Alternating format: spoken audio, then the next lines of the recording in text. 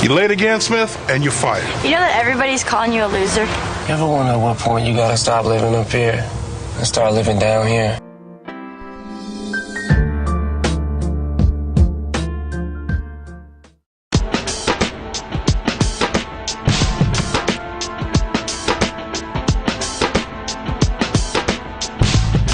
8 Mile is like basically the borderline for Detroit, and especially when I was growing up, the color line, you know, there was literally a median that separated black from white. I wanted a title that was specific to the world that we were going to take audiences into, and 8 Mile was the one that just seemed to fit perfectly. It's such a big deal, especially if you're a rapper, to grow up on the Detroit side of 8 Mile. The dividing line in the world of hip-hop between what is authentic on the city side and suburbia, what is not authentic on the other side.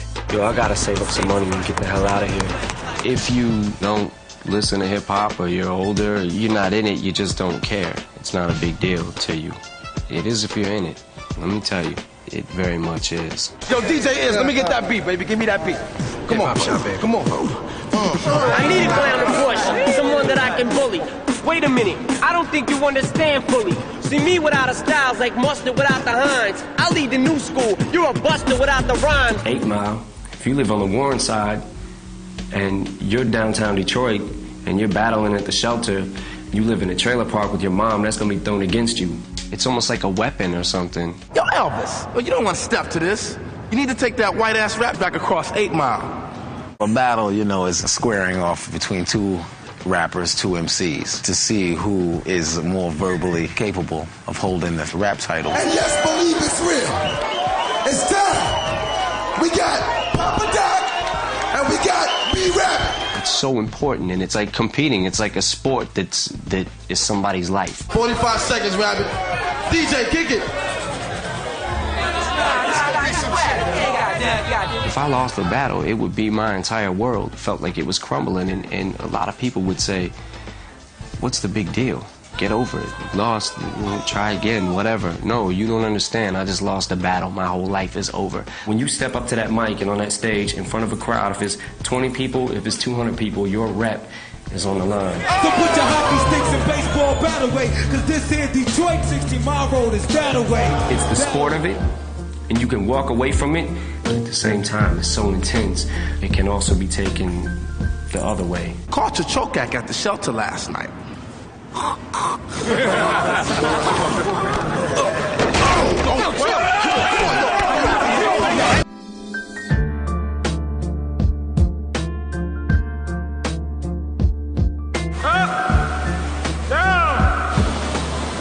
down a New Detroit stamping now. He got fired from a pizza place. At least I got a job. We took some things that happened in my life and put them in the movie and maybe twisted them a little bit and added some things and took out some things. He was a fantastically articulate and almost eloquent speaker about his roots, how he grew up in Detroit, what hip-hop was to him, and how hip-hop worked. Put it this way, if it was based on my life, then it would limit me to things I could do, and there would be certain guidelines we had to follow. But with this character, it's like, it's cool because I can do other things with him that ain't me. I'm Hollywood now. I saw him on MTV years ago, and I really didn't know who he was.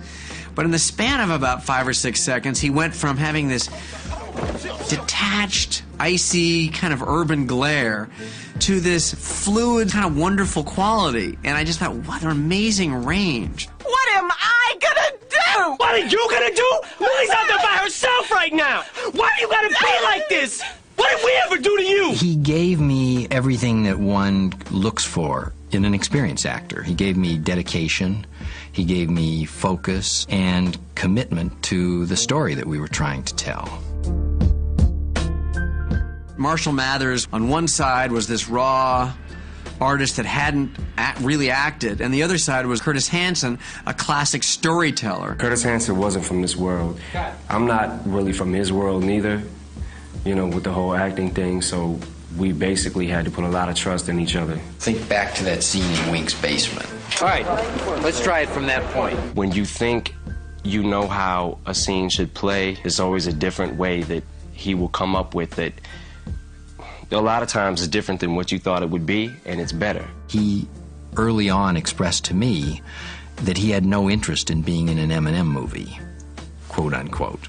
He wanted to be an actor in a really good movie, and it was on that basis that we formed our partnership. He's easy to work with as far as like if you want to try different things. I think he feels our passion for the project, and he's passionate himself. Let's see how it feels. Okay. But I got love for him. His movies are great. Palms are sweaty. Sweater already. Mom's spaghetti. He's nervous. Keeps on forgetting when he broke down. Don't use his mouth. Words won't come out. If I wasn't rehearsing or trying to memorize my lines for the movie, you know, I was writing, I had a pen in hand. Literally, they would say, action, and I'd have to give my pen and paper to somebody and go into the scene. I had to write the music during that time. I had to write the songs I was going to write for the movie during that time because I felt like I was literally in it. Creatively, for my music, this does a lot. It puts me back in that place that I was in 5 years ago. It's a lot of work, you know, going back and forth, trying to write the music and memorize the lines and do the scenes. But it all starts to blend together as one. It's just constantly moving, but I'm used to constantly moving. Music is such an important part of this movie because the characters all feel so passionate about it. And then, of course, there's the Eminem of it all. And so I designed a couple of sequences showing him working on his material. As Jimmy's trying to work out his thoughts in his head, you'll hear some words. You'll hear the beat. The song Lose Yourself, that's the lead-off single for the soundtrack. You'll hear that as work in progress throughout the movie, and Jimmy's trying to make it and build it into a song. You'll see him on the bus. You'll see him on a couple of scenes at home, writing and trying to work out the words in his head. I did like a lot of the composing and scoring for the movie as well.